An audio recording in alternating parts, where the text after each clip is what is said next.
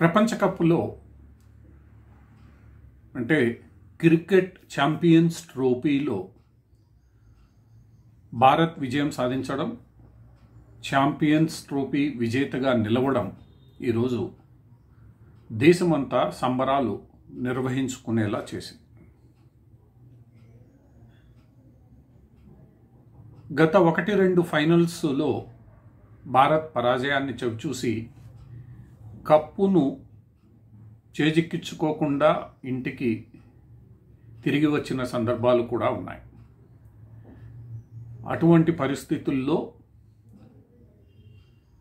భారత team captain Rohit Sharma నేతృత్వంలో T20 ఛాంపియన్షిప్ను కైవసం చేసుకోవడం, ఇప్పుడు ఛాంపియన్స్ ట్రోఫీనే కైవసం చేసుకోవడం అభినందనీయం. భారత్ క్రికెట్ ప్రపంచంలో మకుటం లేని రారాజని మరోమారు నిరూపించుకుంది. ఐసీసీ అధ్యక్షుడిగా భారతీయుడు ఉన్న సందర్భంలో ఐసీసీ ట్రోఫీని గెలుచుకోవడం సంతోషకరమైన విషయం. ఇలా క్రీడల్లో భారత్ పోటీపడి నెగ్గడం, ముఖ్యంగా క్రికెట్లో కోట్లాది అభిమానులున్న భారతదేశంలో విజయాన్ని సాధించడం భారతదేశ జట్టుపై ఒత్తిడి పెంచుతుందనడంలో ఎలాంటి సందేహం లేదు. ఆ ఒత్తిడిని తట్టుకొని ఈరోజు క్రికెట్ జట్టు విజయపదాన సాగిపోయింది.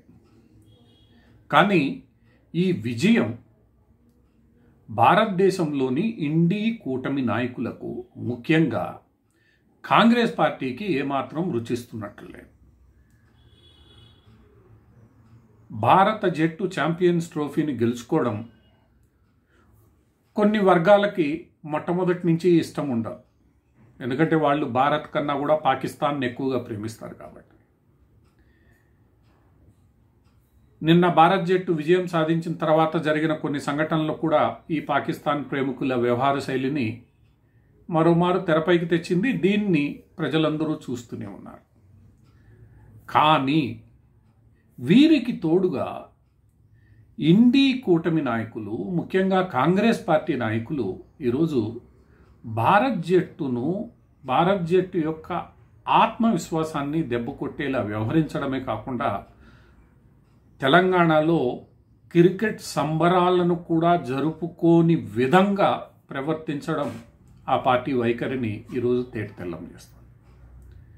గత వారం రాహుల్ గాంధీ గుజరాత్లో మాట్లాడుతూ బీజేపీ మద్దతుదారులు కాంగ్రెస్లో ఉన్నారని, వాళ్ళని జల్లెడ పడతామని ప్రకటన చేసిన తర్వాత ఉన్నట్టుండి కాంగ్రెస్ పార్టీ అధికార ప్రతినిధి రాహుల్ శర్మ ఫిట్నెస్పై లేవనెత్తారు. కొన్ని ప్రశ్నలు ఆమె వేశారు, సంధించారు. దాని మీద విమర్శలు వచ్చినా అందుకు తానేమి క్షమాపణలు చెప్పనని భారతదేశ కెప్టెన్ యొక్క ఆత్మవిశ్వాసంపైనే ప్రశ్నలు లేవనెత్తారు. ఈ గందరగోళం జరుగుతూనే ఉంది. జరుగుతున్న వేళ జరిగిన ఈ ఫైనల్లో భారత్ జట్టు 4 వికెట్ల తేడాతో ఘన విజయాన్ని సాధిస్తే తెలంగాణలో సంబరాలు జరుపుకుంటే అటు హైదరాబాద్లోనూ అటు కరీంనగర్లోనూ ఇక్కడే కాంగ్రెస్ ప్రభుత్వం వ్యవహరించిన తీరు ఈరోజు కాంగ్రెస్ పార్టీ, ఇండీ కూటమి నాయకులు తమ స్వార్థ రాజకీయ ప్రయోజనాల కోసం దేశ ప్రతిష్టను ఎంతకు దిగజార్చడానికైనా సిద్ధమేనన్న విషయం స్పష్టం చేస్తుంది. కారణాలు ఏమైనప్పటికీ హైదరాబాద్ నగరంలోని దిల్సుఖ్ నగర్లో క్రికెట్ ప్రేమికులు, యువకులు బయటికి వచ్చారు, సంబరాలు చేసుకున్నారు, కాసేపటికి వెళ్ళిపోతారు. ఈ లోపల అత్యవసరంగా లాఠీ చార్జీ చేయాల్సిన పని ఏమిటి? దీనికి తెలంగాణ కాంగ్రెస్ నాయకులు సమాధానం చెప్పాల్సిందే. గత వారం రోజులుగా భారత్ క్రికెట్ జట్ల పట్ల కాంగ్రెస్ పార్టీ వ్యవహరిస్తున్న తీరు అనుమానాస్పదంగా ఉంది.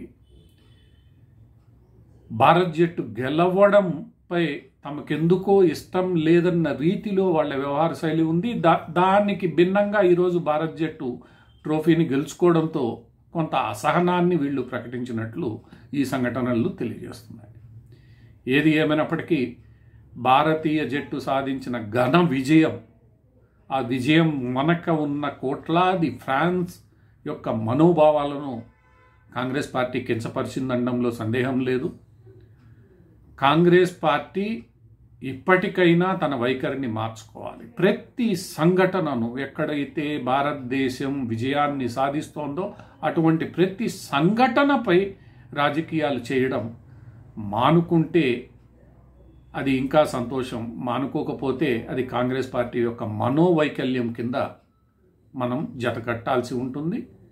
ఆ మనోవైకల్యాన్ని తీర్చడానికి, సరిచేయడానికి ప్రజలు ఎప్పటికప్పుడు తీర్పిస్తూనే ఉన్నారు. గత 15 సంవత్సరాలుగా ప్రజలు కాంగ్రెస్ పార్టీని తిరస్కరిస్తూ తీర్పిస్తున్నారు. ఇప్పటికైనా తన మనోవైకల్యాన్ని కాంగ్రెస్ పార్టీ గుర్తించుకొని వైద్యం స్వీకరిస్తే బాగుంటుంది.